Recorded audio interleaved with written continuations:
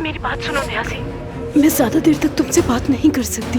अदनान साहब तुम्हें हर जगह ढूंढ रहे हैं। उन्हें पता चल गया है कि तुम वापस आ गए हो। हादसे वाली रात मेरी न्यासी से बात हुई थी फोन पर। कुछ ऐसा है जो वो तुम्हारे खानदान के बारे में जानता है। उस रात में उससे ही मिलने जा रही थी। सारे आदमियों को इकट्ठा करो, जरूरत पड़े तो और भी बंदे बुलाओ। न्यासी को मेरे पास लाओ। उसे हमारे आने की खबर पहले ही हो चुकी थी। यकीनन कोई तो उसकी मदद कर रहा है। सालों पहले गाड़ी के हादसे की वजह से मेरी माँ मर गई थी और उसी दिन आपका उनसे झगड़ा भी हुआ था। और ये गाड़ी वाला हादसा जमरुद के साथ भी हुआ था और उस दिन आपने जमरुद से झगड़ा भी किया था और उसे भी हवेली से निकाल दिया था।